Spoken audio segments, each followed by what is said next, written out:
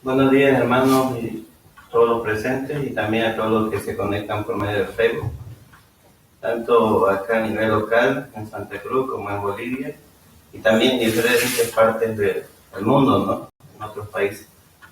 A todos les damos la bienvenida para un nuevo estudio de la Biblia, esta vez el capítulo 16 de Marcos.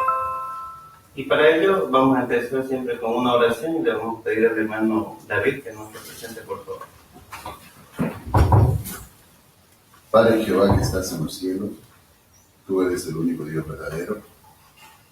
Y gracias a ti que tenemos este momento para reunirnos y poder aprender acerca de ti mediante tu palabra.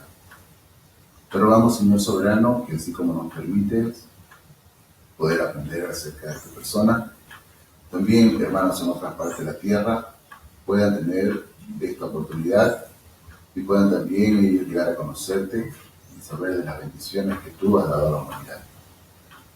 Te pedimos, Padre, que tu Espíritu Santo esté sobre nosotros de manera que podamos sacar el máximo beneficio de esta reunión, de este estudio, que nuestra mente y nuestro corazón se abran y que nosotros nos sintamos motivados a obedecer tus mandamientos.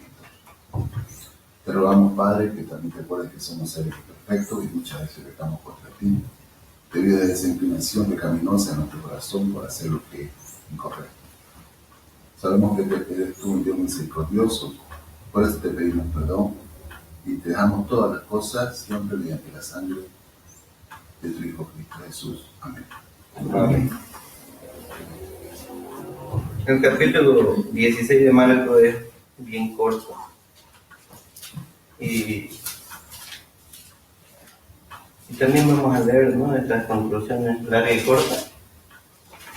Así que el capítulo 16, los versículos 1 al 8, lo va a leer la hermana Raquel.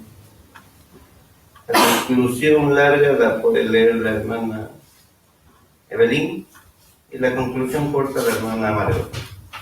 Bueno, vamos a empezar entonces con la lectura del capítulo 16 de Marcos. Entonces, cuando el sábado hubo pasado, María Magdalena y María, la madre de Santiago, y Salomé compraron especias para ir a untar. Y muy de mañana, el primer día de la semana, vinieron a la tumba conmemorativa cuando el sol había salido, y se decían unos a otros: ¿quién nos removerá la piedra de la puerta de la tumba conmemorativa? Pero alzando los ojos, vieron que la piedra había sido removida, a pesar de ser muy grande. Cuando entraron en la tumba conmemorativa, vieron a un joven sentado a la derecha, vestido de una ropa larga, blanca, y se aturdieron. Él les dijo: dejen de aturdirse. Ustedes buscan a Jesús el Nazareno, que fue fijado en un madero. Fue levantado. No está aquí. Miren el lugar donde lo pusieron.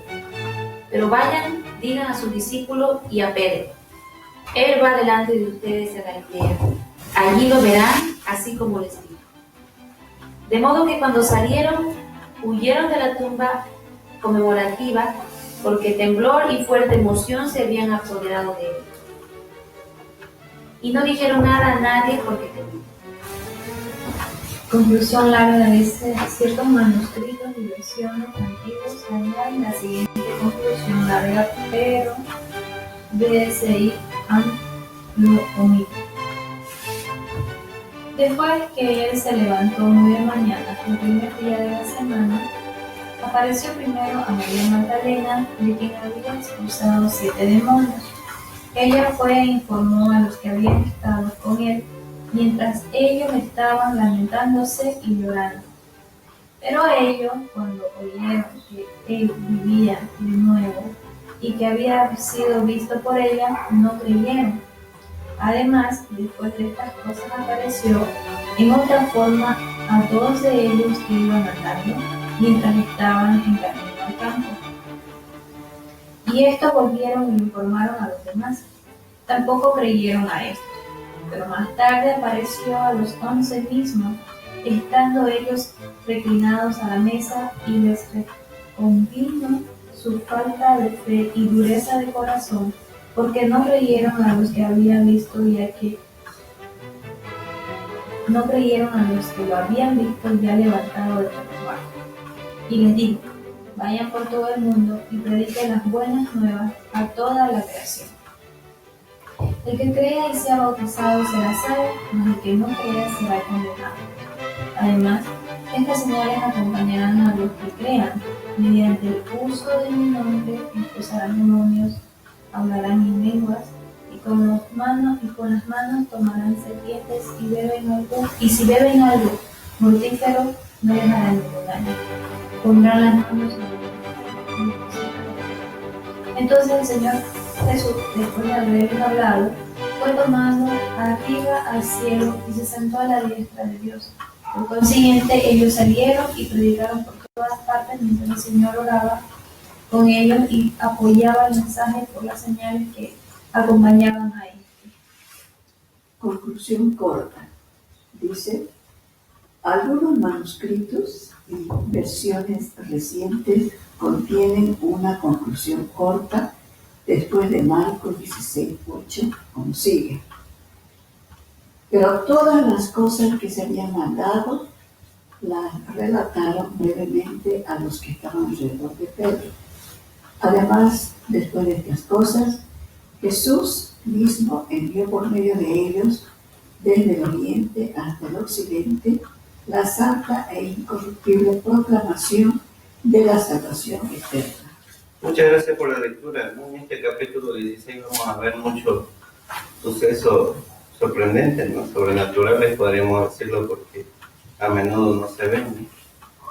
En esta primera parte de los versículos 1 al 8, ¿quién tiene algún comentario o algo que le haya llamado la atención de estos primeros versículos después de que ya Jesús fue enterrado?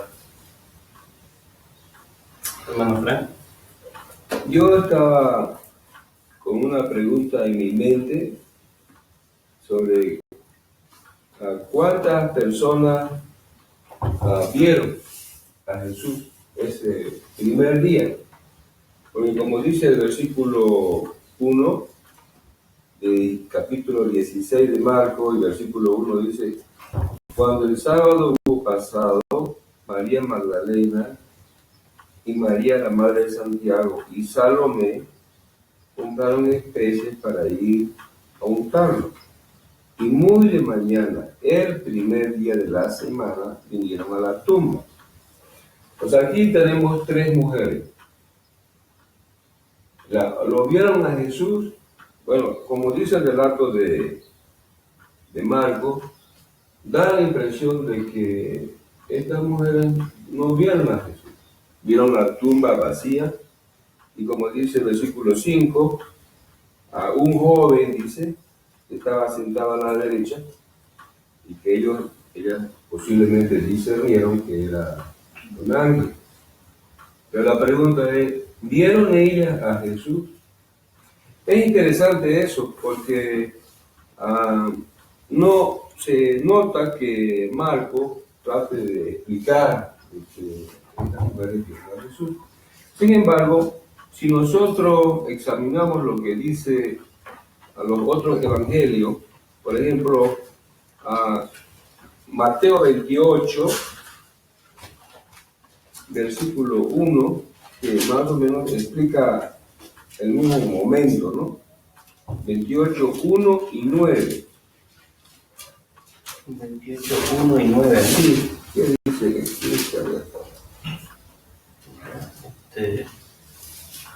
David, por favor.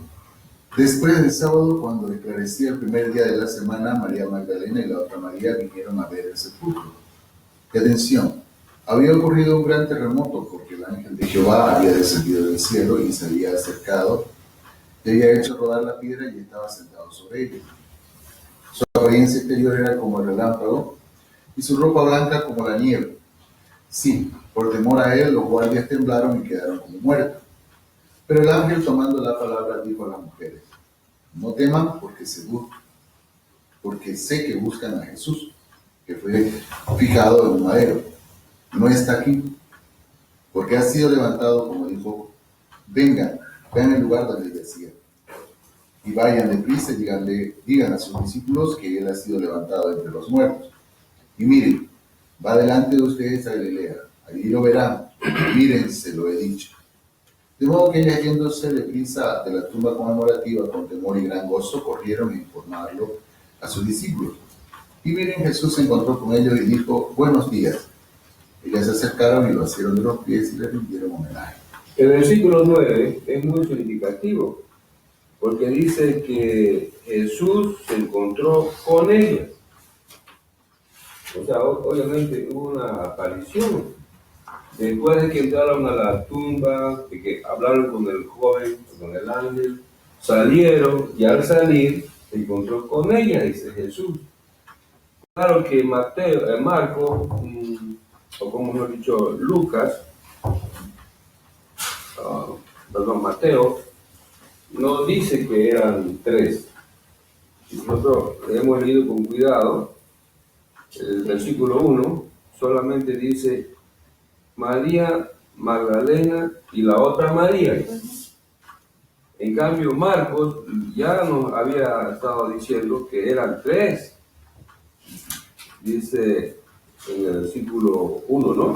De Marcos 16, María Magdalena y María, la madre de Santiago, y Salomé.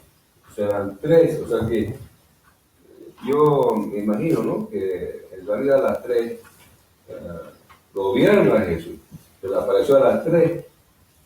Pero cuando uno contrasta estos dos versículos con lo que dice Lucas, yo me quedo aún más asombrado, ¿no? Porque hay más detalles. En Lucas 23, 24, ¿no? Sí, 24, ¿no es? Lucas 24. Y otra vez volviendo a leer, ¿no? El versículo 1, después el 55. En realidad podemos leer 23 primero para entender el cuadro. 23, versículo 54, 55 y 56 de Lucas 23. Y pasando después a Lucas 24. Hasta el versículo 1. Y 24.1, ¿no? ¿Hasta 24.1? Sí, 1 y 2, 3 para que se entienda la idea, ¿no? Ya. Entonces, hermano Maru lo puede leer. El 23.54, el 24.4. Capítulo 23. 26 de Lucas. Solo el 54. No, del Del 50 54 pues el 50. hasta el 56 y de ahí comienza el 24, versículo 1 hasta el versículo 4.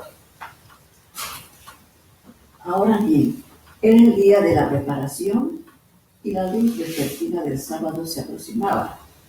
Pero las mujeres que habían venido con él desde Galilea fueron siguiendo de cerca y miraron la tumba conmemorativa y cómo fue puesto su cuerpo. Y se volvieron para preparar especias y aceites perfumados. Pero por supuesto descansaron el sábado, según el mandamiento. El primer día de la semana, sin embargo, fueron muy de mañana a la tumba, llevando las especias que habían preparado. Pero hallaron removida la piedra de la tumba conmemorativa y cuando entraron no hallaron el cuerpo del Señor Jesús. Mientras estaban perplejas sobre esto, mira, se pusieron junto a ellas dos varones en ropa purpurante. Es interesante que aquí Lucas no dice cuántas eran las mujeres, no dice que eran María Magdalena, María, la madre de Santiago y Salomé, no dice que eran tres, pero dice que eran, el versículo 55, ¿no? Pero las mujeres, o sea que puede ser que sean las tres, o puede ser que sean más, ¿no? Pero si uno sigue leyendo el capítulo 24 y versículo 10, ahí da el nombre de las tres, pero da el nombre de otras, también da la posibilidad de que sean otras.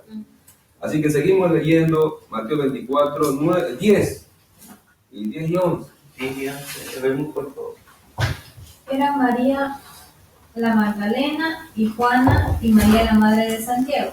También las demás mujeres que estaban con ellas decían estas cosas a los apóstoles. Sin embargo, a ellos estos dichos les parecieron como tonterías y no quisieron creer a las mujeres. O sea, como se puede ver, que ahí tenemos la María Magdalena, María la mamá madre de Santiago, tenemos la Juana. Salomé, y tenemos estas otras mujeres, dice, que también decían lo mismo, dice, ¿lo ven? Sí, Las demás mujeres que estaban con ella decían estas cosas. ¿No? O sea que podemos decir que ya eran más de 3 las que habían visto a Jesús, que Jesús se le apareció a ella. o sea que es muy probable que María Magdalena y María, la madre de Santiago, eran las que dirigían el grupo, ¿no? Sí, o sea, que estaban llevando la delantera y por eso en los evangelios se lo mencionaban todo. Más detalladamente. ¿No? Pero es el primer día de la semana, es muy de mañana. Dice, ¿no? Después el Evangelio de Lucas habla de una aparición que Jesús hizo a 2 que viajaban a un pueblito llamado Emaús. Vamos a buscar ese Lucas 24, pero el versículo 13 para mostrar que era el mismo día. 24, 13, después 15 y 16. 13, 15 y 16. Sí. Sí. ¿Puedes ver? Pero mira, aquel mismo día 2 de ellos iban caminando a una aldea que dista unos 11 kilómetros de Jerusalén, Emaús por nombre. Y el 15 y 16 me faltó. Sí. Ahora bien, mientras iban conversando y hablando, Jesús mismo se acercó y se puso a andar con ellos, pero se impidió que los ojos de ellos lo reconocieran. Ahí tenemos dos más, ¿no? Ya sabemos el versículo 18 dice que uno de ellos se llamaba Cleopas y el otro no dice el nombre.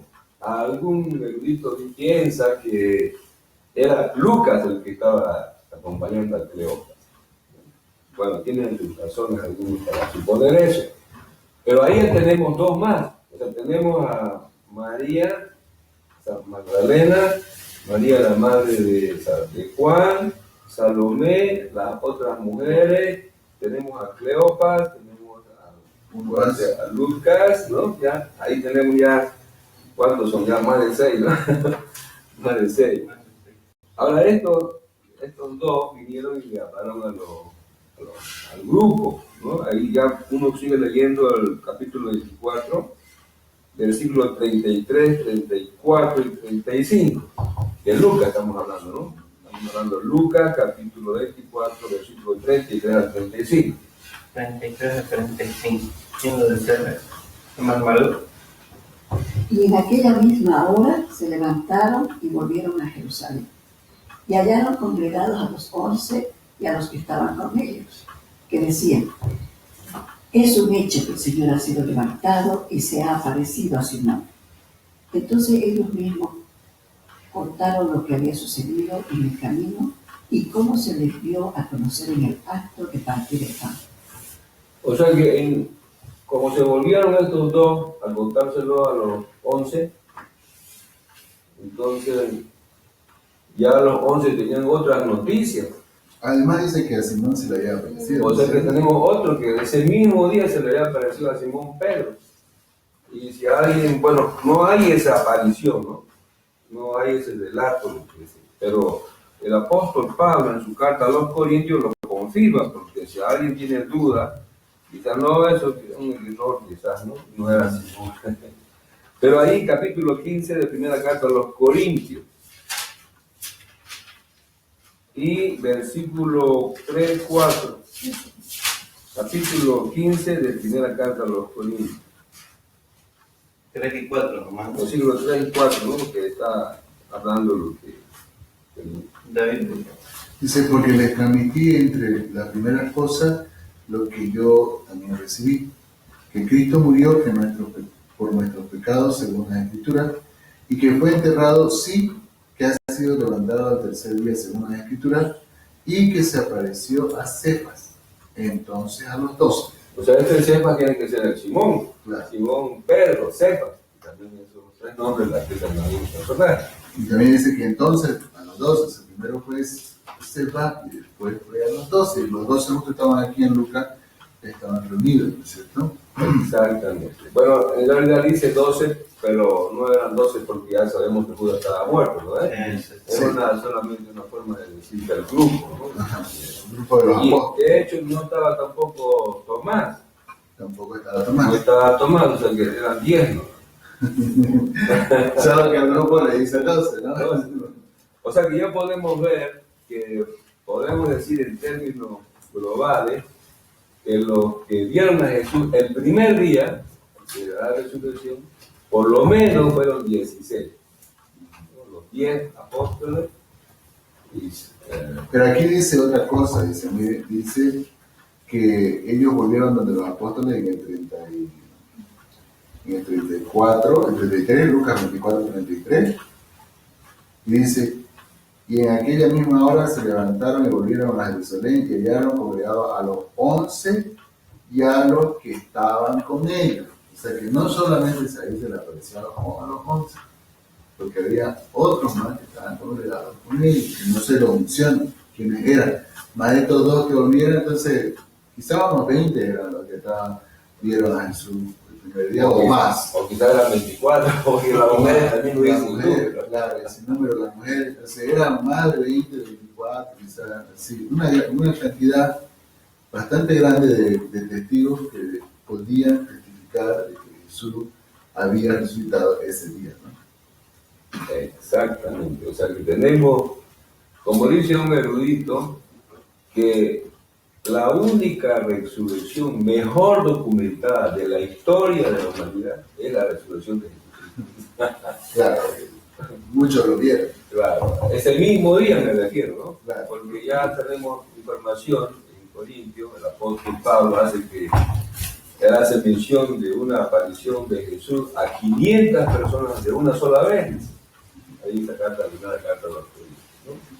O sea, eso me hizo pensar mucho a mí que Dios estaba, como dice, muy interesado, Jesús también, en que quede bien claro que Él había resucitado. Y se apareció, como decimos acá, una tropada. Con muchos testigos. Con muchos testigos, ¿no? Sí. ¿Qué más podemos decir de estos versículos? ¿Algo más que haya llamado la atención? Los versículos 1 al 8.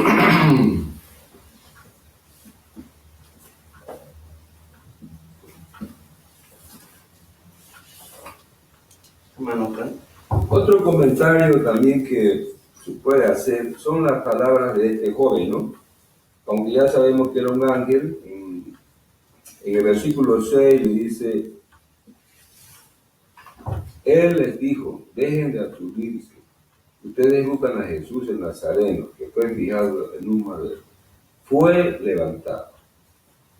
O sea, en otras palabras, fue resucitado. La expresión que se usa en griego y hebreo, eso de ser levantado, no es que se lo robaron, porque los judíos, como ustedes ya podrán recordar, habían hecho una predicción, ¿no? Le dijeron a Pilato, hay que poner algo para que no se lo roben. Entonces Pilato, hagan lo que ustedes puedan hacer. Entonces ellos pusieron una gran piedra, por eso porque dice el texto que era una gran piedra la que estaba tapando la entrada a la tumba. Y guardias todavía, para que no venga al tercer día los discípulos y se lo lleven. O sea, la expresión fue levantado no es que fue robado, lo llevaron los discípulos. Lo que fue levantado significa que fue resucitado. ¿No? Entonces, esto es una expresión muy significativa, ¿no? ¿Cuán importante es la resurrección para Jesús, en primer lugar? Después, ¿cuán importante es la resurrección para sus discípulos? ¿Y cuán importante es la resurrección para la congregación? Para individuos y para el grupo de seguidores. Eso es un tema muy, muy apasionante, ¿no? Sería bien que lo consideremos. Es interesante que lo que acaba de decir, aquí comentar el hermano Fran acerca de 6, dice, dejen de aturdirse, ¿no? Parece ser que los discípulos estaban faltando un poco de fe de que Jesús iba a resucitarse, iba a ser resultado por Dios, ¿no? Aunque aquí, tanto la conclusión larga como la conclusión corta, según se ve los manuscritos más antiguos del siglo IV, no tienen esta conclusión, ninguna de las dos conclusiones, y solo lo tienen algunos manuscritos del siglo V, o sea, después del siglo IV, o sea, los más antiguos no tienen estas conclusiones, y lo que es más, este códice del siglo VIII explica, ¿no?, que ninguna de estas dos conclusiones como dice acá, dice, no reconoce como autoritativa a ninguna de las dos conclusiones, ¿no? ¿Sí? Sin embargo, si vamos a Lucas para ver la explicación que yo quería, el punto que quería resaltar, en Lucas capítulo 10, 24, versículo 11, los apóstoles no le creen a la mujer. Dice, sin embargo, a ellos estos dichos les parecieron como tontería y no quisieron creer a las mujeres. Aquí vienen las mujeres y parece que no eran dos, ¿no? Y creía que eran dos, sabemos que eran más. No le creen, y eran varias mujeres, como dice, todas con ellas, y las demás mujeres, dice el 10, ¿no? Con ellas decían estas cosas los apóstoles. Y no le creen, a pesar de que había varios testigos de que eso había resultado. Y luego, si continuamos leyendo en este mismo capítulo, en el versículo, había leído, en el versículo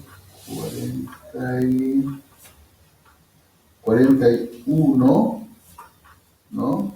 Dice, mientras todavía no creían, dice, 41, ¿no?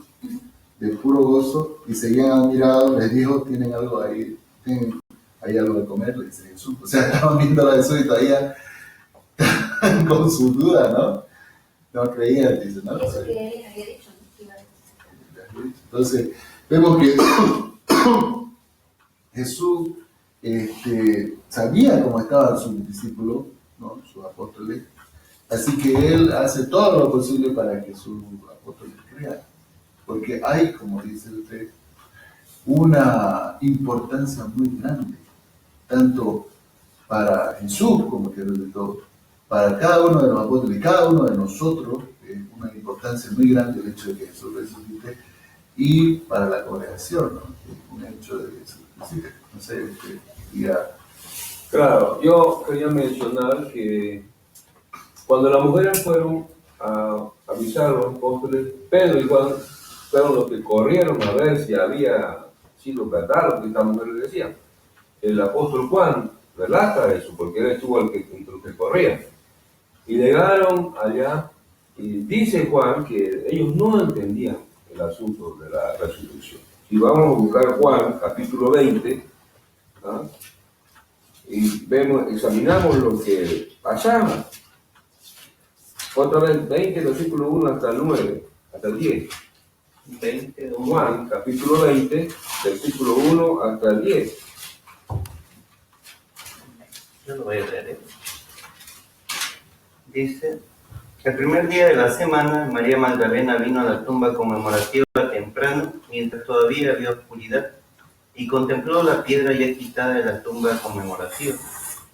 De modo que corrió y vino a Simón Pedro y al otro discípulo, a quien le tenía cariño Jesús, y le dijo, han quitado al Señor de la tumba conmemorativa y no sabemos dónde lo han puesto. Entonces Pedro y el otro discípulo salieron y se dirigieron hacia la tumba conmemorativa. Sí, los dos juntos echaron a correr, pero el otro discípulo corrió delante de Pedro, más aprisa, y llegó primero a la tumba conmemorativa. Y agachándose contempló las vendas echadas. Sin embargo, no entró.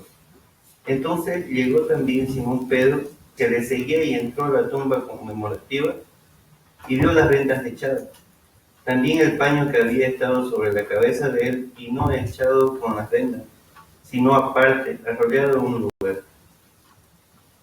En aquel momento, pues el otro discípulo que había llegado primero a la tumba conmemorativa, también entró y vio y creyó, porque todavía no discernían las escrituras de que él tenía que levantarse de entre los muertos, de modo que los discípulos se volvieron a casa. O sea que aquí se está confesando prácticamente Juan, porque él no lo creía, porque dice aquí, también el otro discípulo, ¿no? Ajá. En el versículo 8, Nueve. en aquel momento pues el otro discípulo, dice, que había llegado primero a la tumba conmemorativa, también entró y vio y creyó. Y el 9 dice, porque todavía no discernía la escritura de que él tenía que levantarse entre los muertos. Quizás ese hecho que ellos no discernían que Jesús tenía que levantarse entre los muertos al tercer día, es que lo tenía aturdido. Por eso dice el ángel que es aturdice, ¿no? Porque estaban realmente aturdidos los discípulos por lo que estaba ocurriendo para ellos ahí en ese momento. Habían visto a su maestro colgado en el madero, lo habían visto sufrir, lo habían visto morir, lo habían embalsamado y lo habían colocado, o lo habían vendado, mejor dicho, y lo habían colocado dentro de la tumba, ¿no? Y cuando estaban viniendo ya a ponerle las especias, ya había resucitado. Entonces para ellos era algo aturdidor como eso, ¿no? Es Así. algo confuso porque aquí está mencionando Juan. Digo confuso porque no resultó exactamente con el cuerpo que él había muerto. Porque si él se presentó a las mujeres lo reconocieron, ¿no? Pero su discípulo estuvo ahí, le pidió algo de comer y no lo reconocieron. Pero si aquí muestra que él se quitó las vendas, se sacó todo, porque lo confuso es porque no resultó exactamente con el mismo cuerpo. Ahí esa es la pregunta que vos le has dicho, ¿no? Justamente, ¿qué pasó con Jesucristo cuando resucitó? ¿No? Así, claro, la idea que queremos enfatizar es la dificultad que tuvieron los discípulos en reconocer que Jesús resucitó y el esfuerzo que ha hecho Jesús y Jehová para que sus discípulos estén plenamente convencidos, ¿no? Hay detalles que no nos corresponde hoy entrar con profundidad, ¿no? Porque armonizar los hechos es una cosa muy difícil, ¿no? Porque hay detalles que se dicen y otros que no se dicen.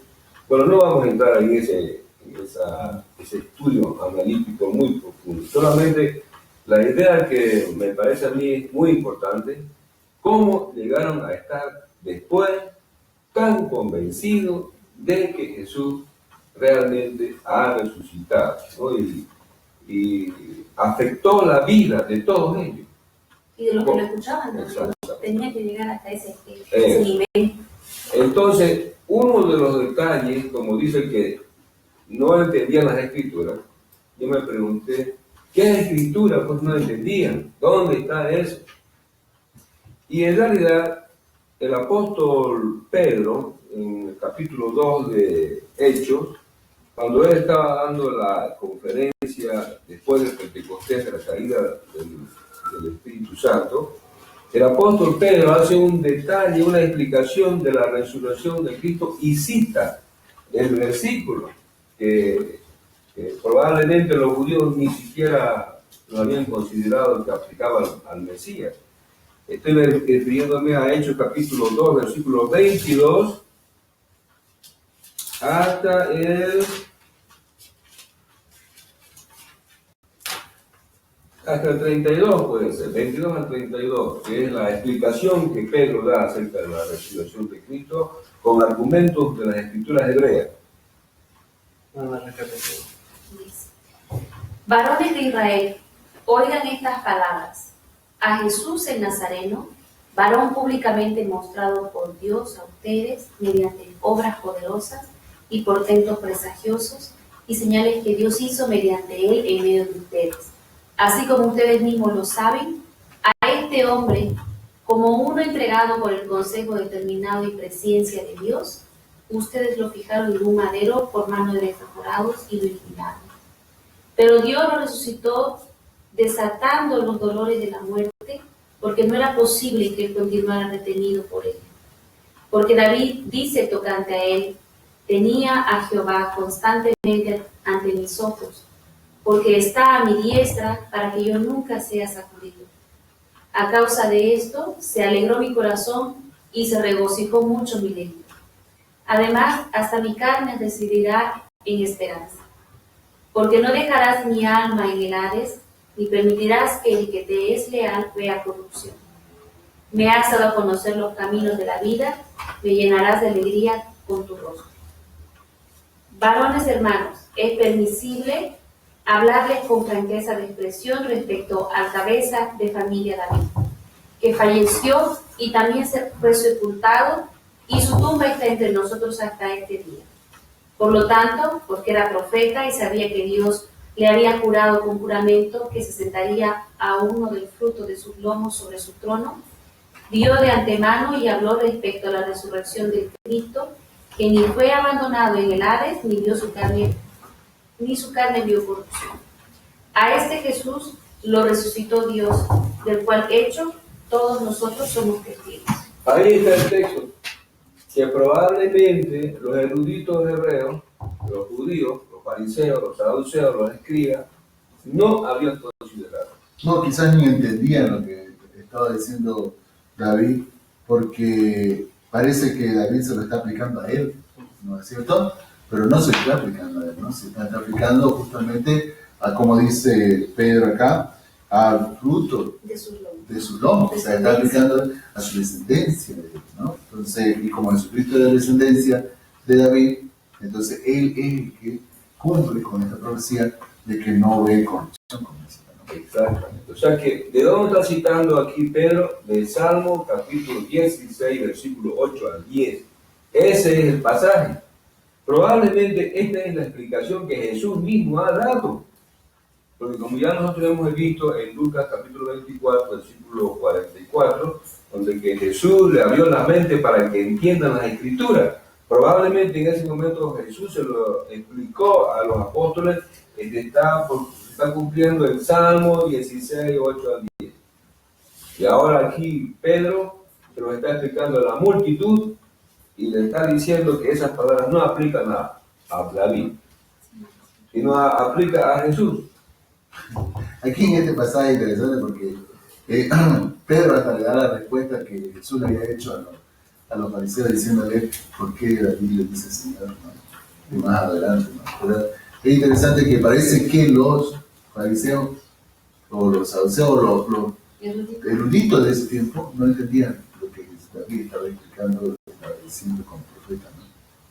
O sea que ahora podemos inferir de que realmente Pedro está totalmente convencido de que Jesús había resucitado. Y Dios lo resucitó. No es que se lo robaron los judíos. No es que se levantó solo. Porque cada uno tiene la idea de que Jesús es Dios, el Todopoderoso, y que él mismo se resucitó. Eso no es lo que dice Pedro. Lo resucitó Dios. Entonces, ya se acabó esa pelea. No hay Dios, no lo dejó en la tumba, como dice. Ahora, este detalle que Pedro está tan convencido es muy importante. Él infundió esa fe en sus oyentes. Estaban todos ya convencidos, después vinieron a querer bautizarse. Ya nosotros podemos leer un dato de eso. Pero es triste decir que al pasar los años, esta información no se fue consolidando en algunos de las congregaciones. Y el apóstol Pablo se vio obligado a escribir una carta a la congregación de Corinto. En el capítulo 15 uno puede encontrar que Pablo le está dando, como dice, una reprimenda a los hermanos de la congregación de Corinto, porque comenzaron a enseñarle que que no hay resurrección. Eso es la enseñanza, ¿no? Que ya habíamos considerado que los griegos tenían esta enseñanza de que no hay resurrección, y Corinto estaba muy cerquita de Atenas, donde estaban los filósofos de Atenas que no creían en la resurrección, y parece que la influencia era tan grande que ellos también, aunque habían escuchado que Jesús resucitó, estaban convenciéndose de que no era posible la resurrección. Así que leamos lo que dice Pablo, ¿no? A ver, aquí, primera carta a los Corintios, capítulo 15, podemos leer del versículo 12 hasta el 19, donde Pablo habla sobre los argumentos que tenían los corintios. Primera Corintios 15, versículo 12 hasta el 19. Ahora bien, si de Cristo se está predicando que Él ha sido levantado de entre los muertos, ¿cómo dicen algunos entre ustedes que no hay resurrección de los muertos? Realmente, si no hay resurrección de los muertos, tampoco ha sido levantado Cristo. Pero si Cristo no ha sido levantado, nuestra predicación ciertamente es en vano y nuestra fe es en vano. Además, también se nos halla falsos testigos de Dios, porque hemos dado testimonio contra Dios de que Él levantó al Cristo. Pero a quien no levantó, sí, los muertos verdaderamente no han de ser levantados. Porque si los muertos no han de ser levantados, tampoco ha sido levantado Cristo. Además, si Cristo no ha sido levantado, la fe de ustedes es inútil. Todavía están en sus pecados. De hecho, también los que se durmieron en la muerte en unión con Cristo perecieron. Si solo en esta vida hemos esperado en Cristo, de todos los hombres somos los más dignos de lástima. Somos los más dignos de lástima. Eso es la expresión inspirada. Si Jesús no resucitó, somos unos ilusos, unos ingenuos, nos hemos hecho engañar y estamos viviendo una vida en vano. Tanto sacrificio, tanto enfrentarnos a tantos problemas por creer una mentira. O sea, Pablo aquí está dando una explicación muy importante. Cuán grande es la importancia de la resurrección en la vida individual de cada seguidor. No se puede ser discípulo de Cristo si no lo tenemos bien claro en la mente, que Cristo está vivo. Y si no creemos en la resurrección. O sea, si no creemos en que las personas en el futuro van a ser resucitadas o va a haber esta esperanza, tampoco podemos creer, podemos nosotros, como dice acá, tener fe en Cristo, en la resurrección de Cristo, y por tanto somos dignos de lástima. O sea, hay una relación directa, ¿no? O sea, el que nosotros tengamos fe en la resurrección nos da también esta fe para que saber que Jesucristo fue levantado y por tanto todo nuestro accionar, nuestra vida tiene sentido, si no, no tiene sentido. Así es. El hecho de que nosotros estamos presentes en la enseñanza bíblica de la resurrección de entre los muertos influye, como has mencionado, en cada aspecto de nuestra vida, en cada accionar. Fíjense cómo lo explica un poquito más adelante aquí, 1 Corintios 15, 32, 33 y 34. 15, 32, 33 y 34, ¿no? Hermano Marlene, por favor. Si yo, lo mismo que los hombres, he peleado con bestias salvajes y qué empezó, ¿de qué me sirve?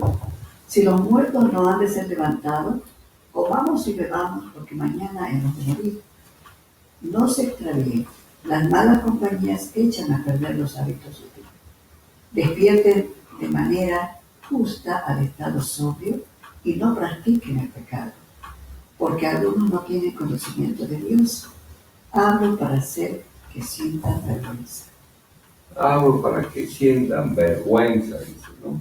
Realmente sería vergonzoso que nosotros, como dice ahí, vivamos una vida como si no hubiera resurrección. Dignos de lástima, porque nos estamos perdiendo, por eso dice aquí, si no hay resurrección, pues comamos y bebamos, porque mañana vamos a morir. O sea que eso es todo, esta vida es todo lo que hay. Claro, porque como dice acá, ¿de qué sirve la virtud? Entonces, si no existe recompensa por la virtud. En realidad yo unos años atrás, muchos años atrás, charlaba con un compañero de estudio y yo estaba intentando demostrarle que no existe un lugar de sufrimiento como el infierno. Al decirle yo que la Biblia no habla sobre el infierno, él me dijo algo así, entonces ¿para qué portarme bien? O sea, Y yo cuando la escuché me dije, pero esa es la actitud, ahora yo pienso, de una persona que se da cuenta que su accionar no tiene ningún beneficio, entonces ¿para qué se va a portar bien? Pero aquí está diciendo Pablo que sí existe un beneficio, ¿no? Que es la resolución. Pero de otra manera, todo nuestra devoción a Jehová y todo esto no tendría sentido, ¿no? Si vamos a morir simplemente. Manuel. Y también creo que es muy interesante el versículo 34, donde menciona la importancia de conocimiento de Dios, porque dice: despierten de manera justa al estado sobrio y no practiquen el pecado, porque algunos no tienen conocimiento de Dios. Y bueno, me llama la atención porque aquí nos anima a continuar adquiriendo conocimiento de la palabra de Dios, que así vamos a conocer a Dios. David. Además, Mateo 16, 27 dice algo interesante, porque alguien puede ir a decir, no, pero hay que servir a Dios no pensando en la recompensa, es cierto, pero Mateo 16, 27 Jesús dice que Él va a recompensar a cada uno según su comportamiento. O sea, Jesucristo dice, ¿no?, que hay un beneficio por el hecho de que uno se esté comportando de cierta manera, o también no lo hay, ¿no?, si es que uno se está alejando de los principios de Jehová y de los mandamientos de Jesucristo. Entonces, el hecho de seguir a Jesucristo lleva con nosotros una recompensa, en este caso la recompensa es la resurrección. Y no me acuerdo qué texto es el que dice que el que quiera aguantó más de esta guerra por la recompensa que se le puso en la vida. ¿Te acuerdas de ello? Sí, en Hebreos 2, capítulo 12:2 debe ser, o 2:12. Exactamente, no me acuerdo.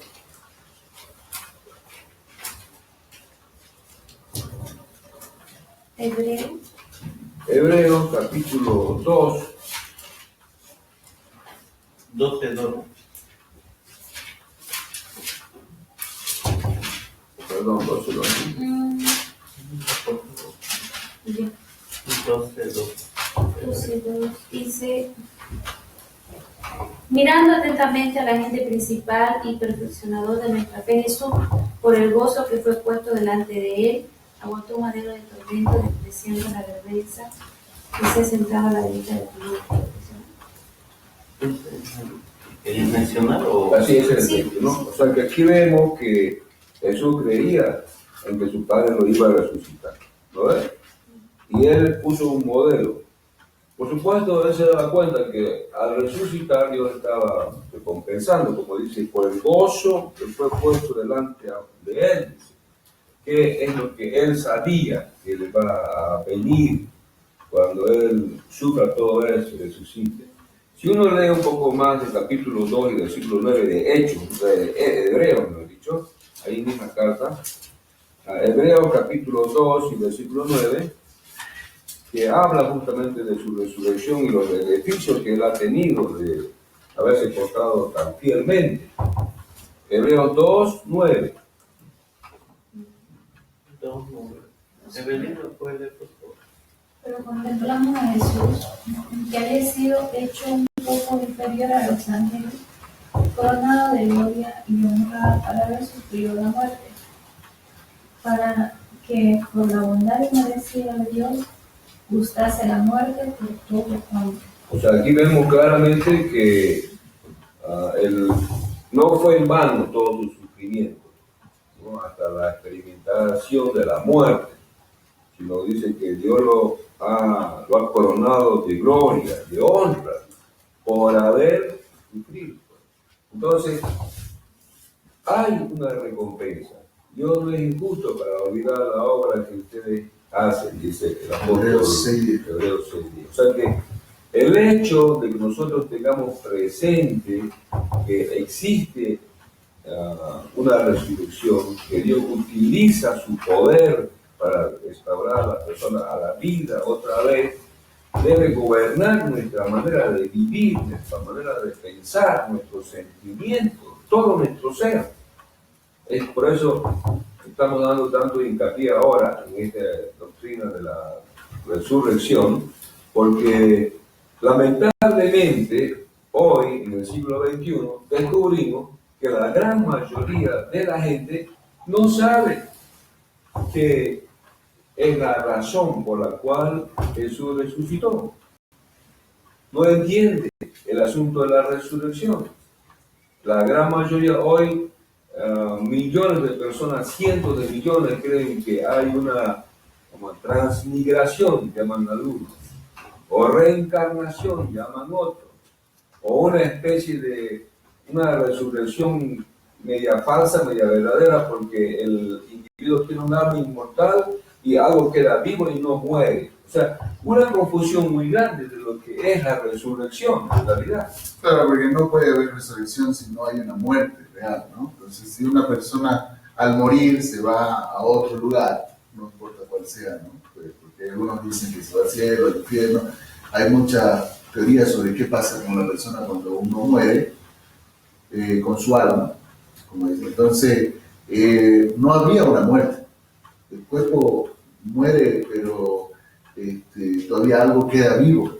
Entonces, no podría llamarse resurrección, ¿no? Porque la resurrección es de un estado que no tiene vida, llegar a un estado que tiene vida. Entonces, no tener vida significa que realmente nada de él existe ya, ha dejado de existir completamente.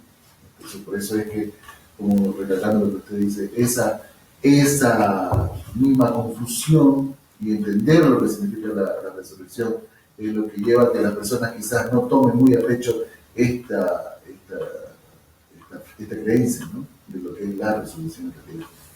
O sea, ya vemos entonces cuán importante es para la congregación, para cada cristiano individual, la importancia de la resurrección. Gobierna su vida todos los días.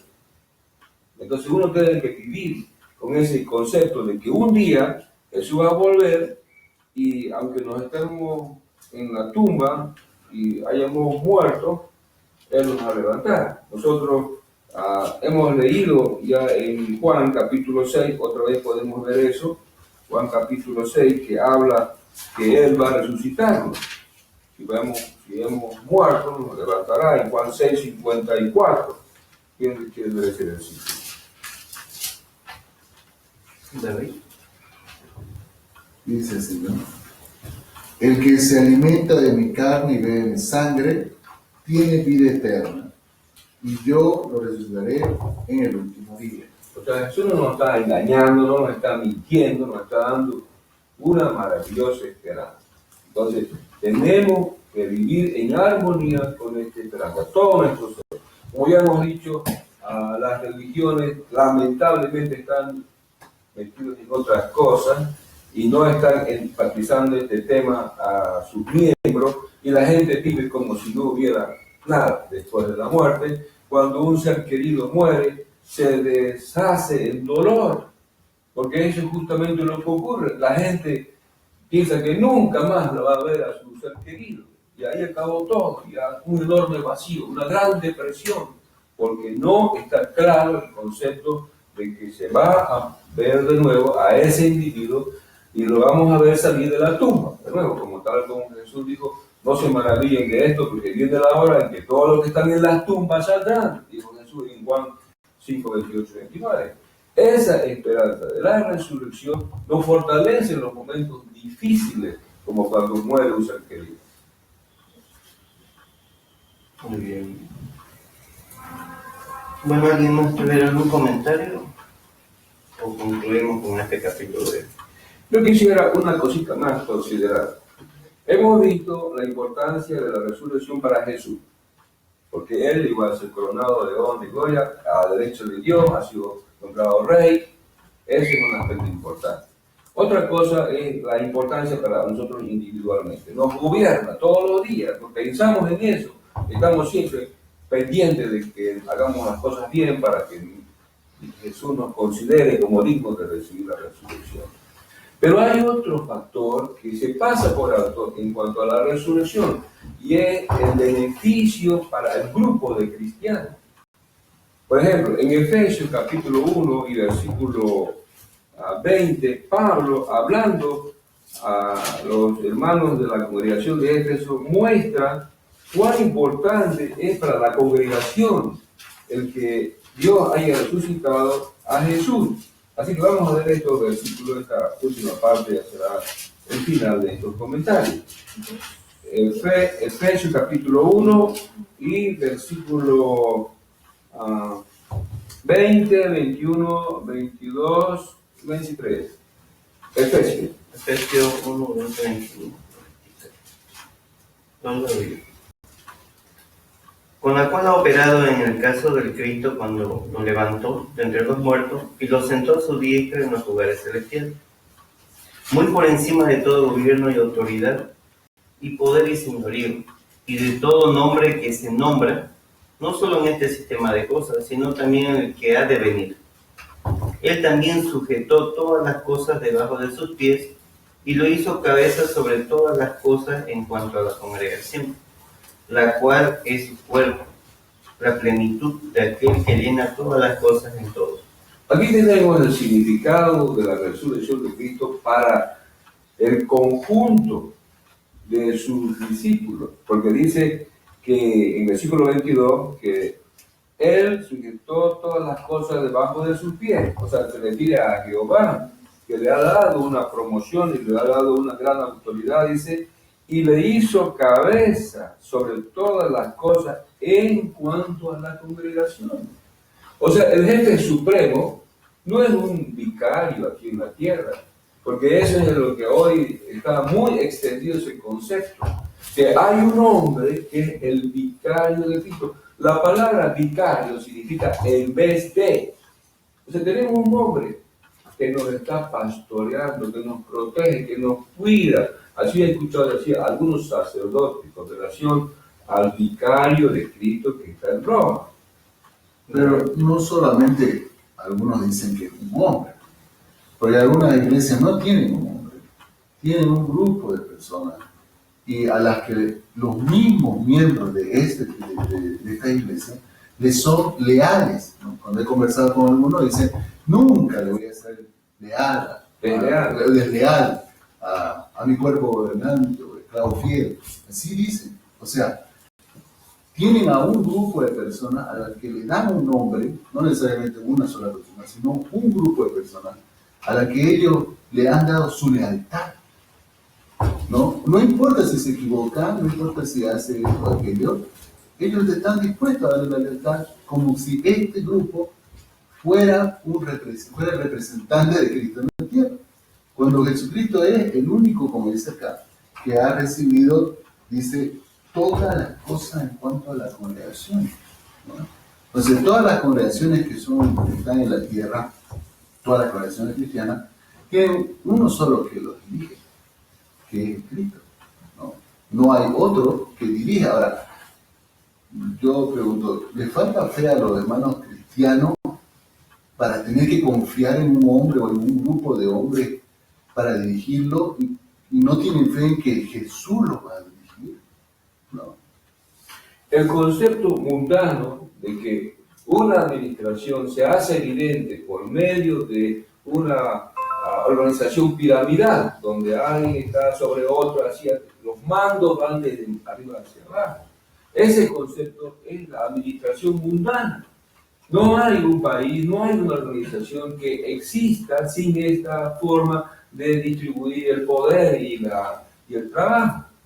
Pero esa no es la forma como Dios maneja las cosas. Dios tiene su Hijo como cabeza y tiene una poderosa fuerza que los mantiene unidos y que es el Espíritu Santo.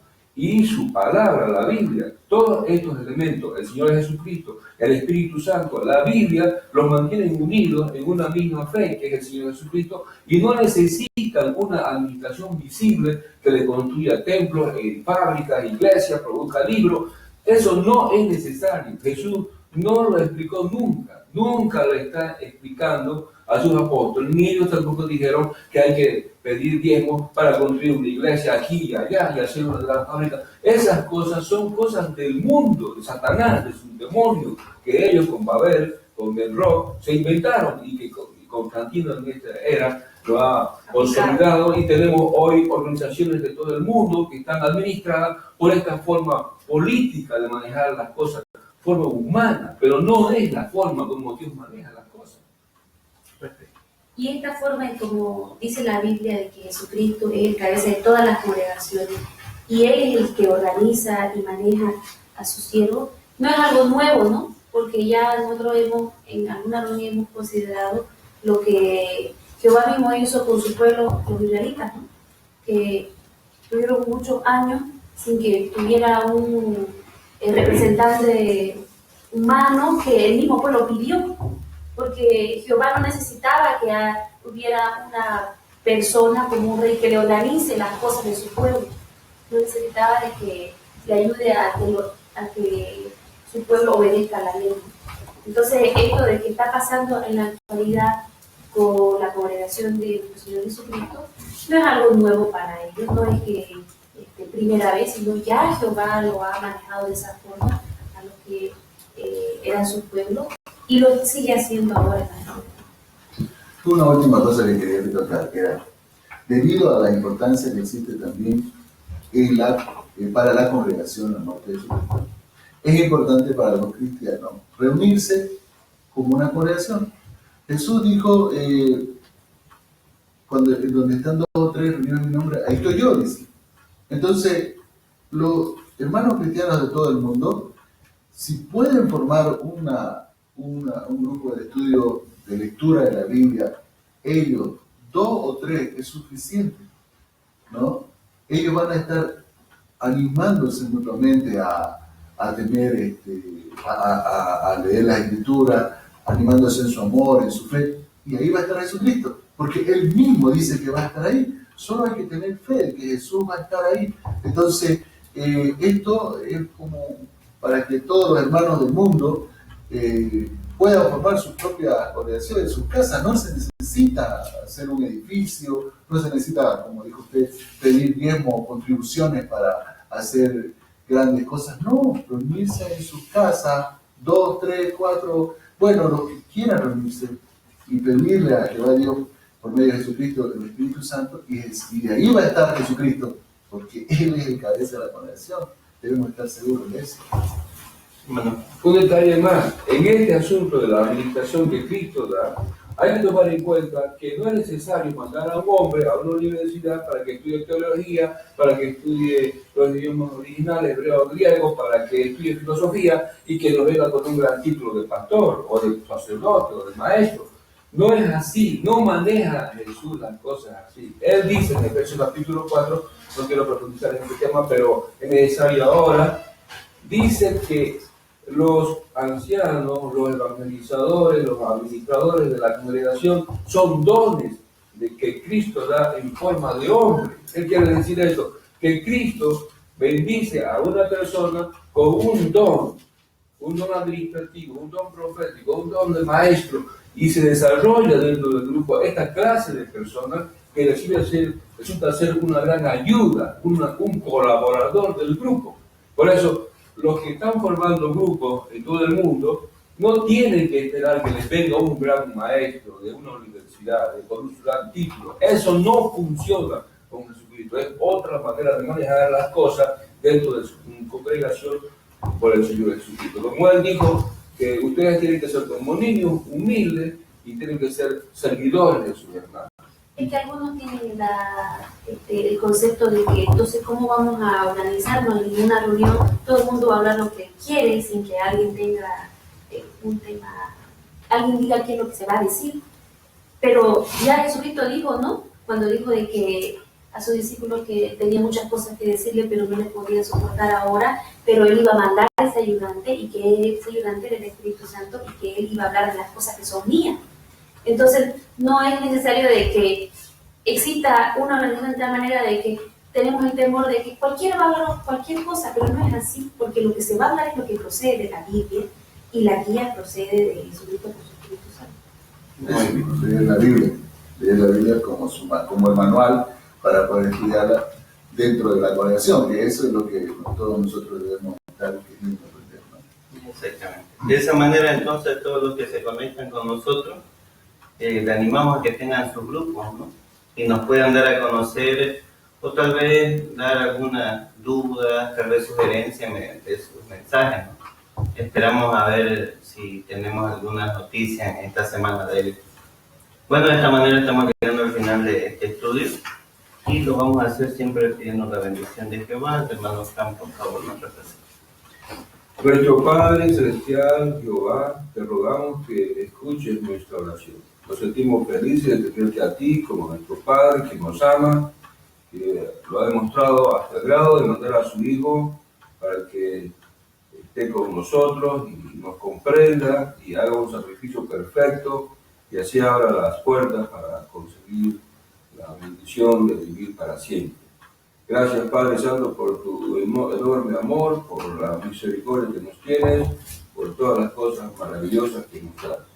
Oramos por todos nuestros hermanos alrededor del mundo, los que están enfermos, los que están envejecidos, los que están empobrecidos, que ellos tengan tu bendición, tu cuidado, que sigan creciendo con una fe grande y fuerte en tu palabra, en tu Hijo, en tu nombre, en tu persona, y que sigan sirviéndote hasta el final. Sabemos de que tu Hijo Jesús va a volver y vamos a ver las bendiciones que tú nos has prometido.